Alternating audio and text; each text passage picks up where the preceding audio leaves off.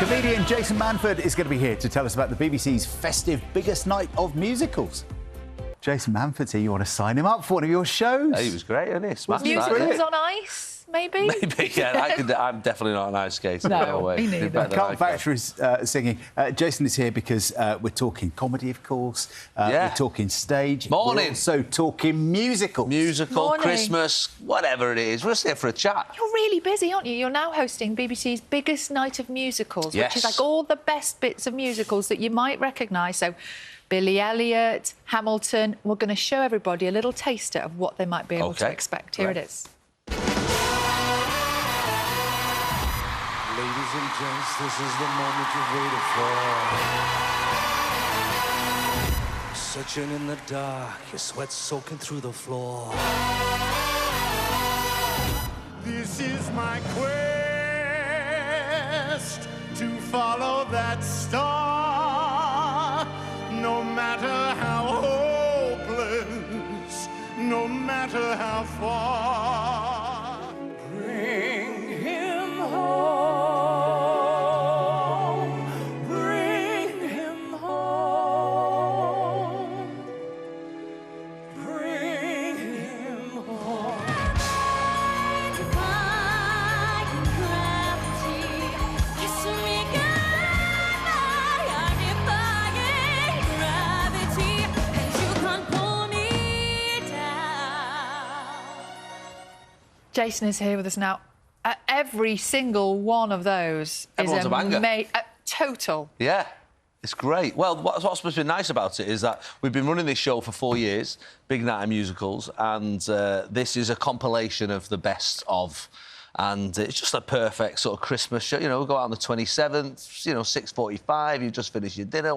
Who even know what day that is? Could be a Thursday, could be a Tuesday. Nobody knows. No. So just stick it on, have a little watch, and it's the best of the best. It's great. And there are... You forget, don't you, because there are so many great musicals that we know bits and pieces of, that there are so many incredible songs to choose from. Yeah. How do you get to the point where you choose those songs and those performers? I mean, thankfully, proper people in this. That's not my job. Yeah, it's somebody else picks that. But yeah, I mean, they've done really well. It's a really every song that we've got is an absolute winner, and that's the beauty of the show, is that we get a real taste of the shows, the musicals.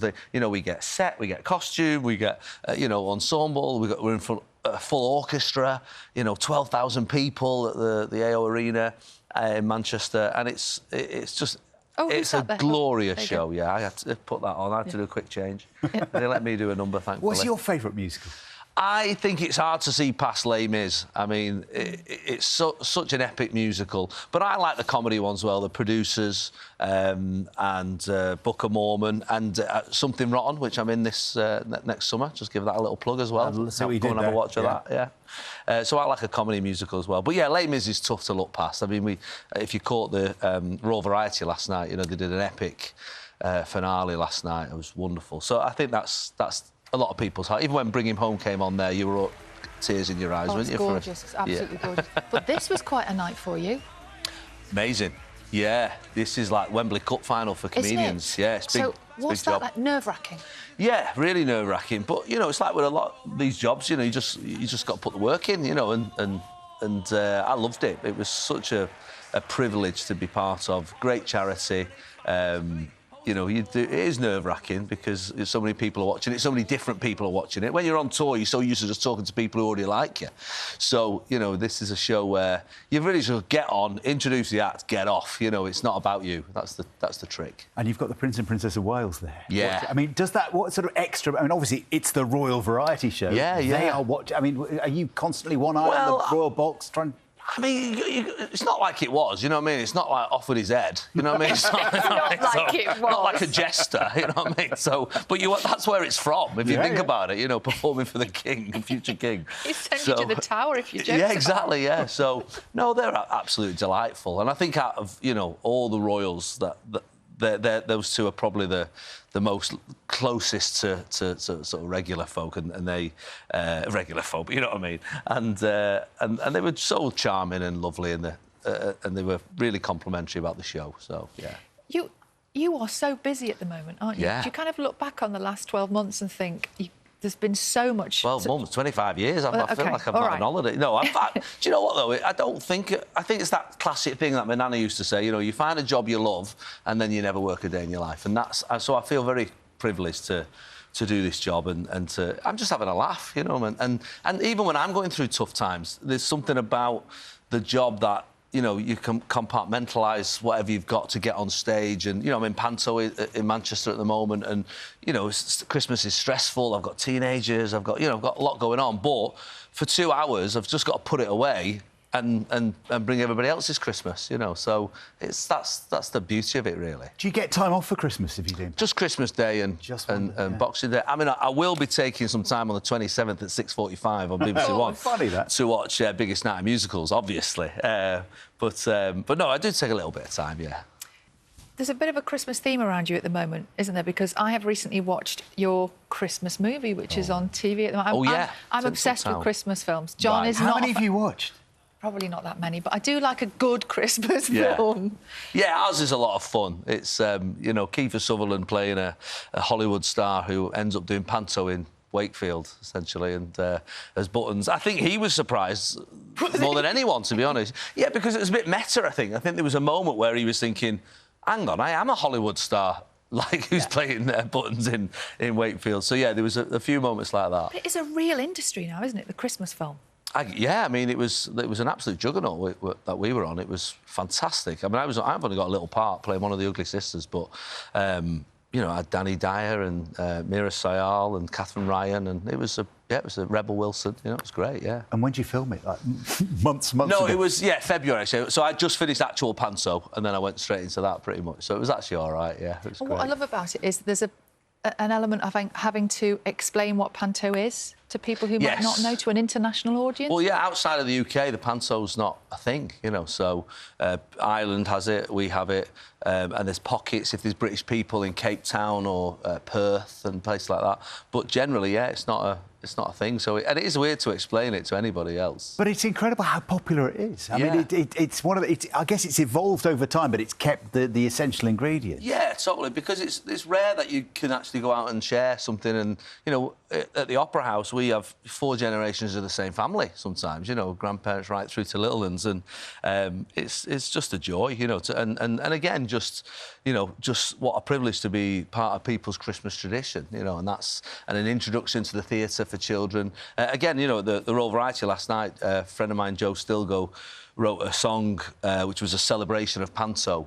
You know, we had sort of Biggins and Sue Pollard and, you know, Leslie Joseph and people make an appearance. But you saw just the joy for it, even in that room, you know. It was lovely, lovely. And do you still have to operate on, like, 2 levels in a Panto? Yeah, it's got that sort of Shrek sort of, you know, where you need jokes for everybody. But how do you there's a do line. that? It's hard, you know. There's a line, you know. But and I must say, I think we're probably one of the safer Pantos. You know, I think maybe because me and Ben Nicholas, who I do it with, we're both dads, you know, so we sort of know where that line is, and we skirt across it. We're talking this morning. We had a lovely piece we're going to play a bit later, where Jay McCubbin, our reporter, has taken a bunch of kids back to school 50 years after they made a programme for Nationwide. Oh, lovely. With the old toys from the 1970s and looking at toys Brilliant. today. What do you remember from... What were the toys that you wanted back in the 70s? I remember there was a lad on our road, Lawrence, who had a Mr Frosty. And I remember that being like, you'd go around to his house to use his Mr Frosty, like it was sought after, but nobody else had one. You better explain to people what a Mr Frosty was. Mr Frosty was like, imagine like a slush puppy, but rubbish.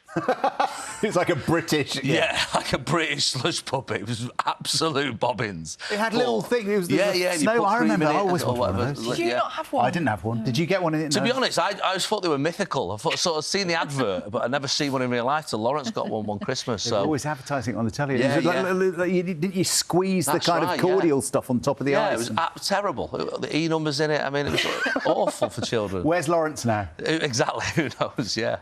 And off his head somewhere. Before we let you go, Mr Frosty. Yeah.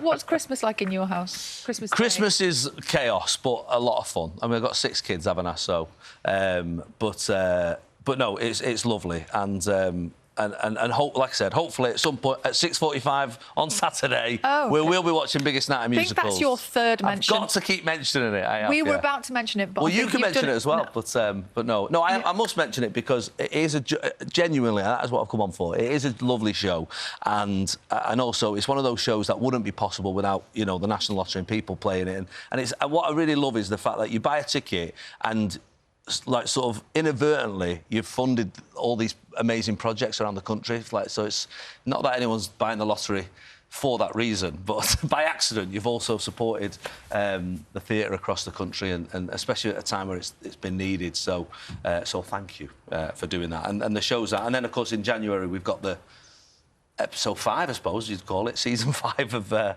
Big Night of Musicals. So that goes again. Even bigger. Even bigger. The biggest What are they gonna ever. keep calling it? Who knows? Who knows? Humongous Night Yeah. of Musicals. Run out of words. Jason, brilliant Yeah. to see you. Thank you very Lovely much to see you. indeed. Thank you. That being on BBC One and the iPlayer as well, of course. Of course, Yeah. yeah, be on there, yeah. That's the 4th time we've mentioned it. Yeah, well done. You've Yeah, done well. you've Yeah, you've what done I'm here well. for, innit?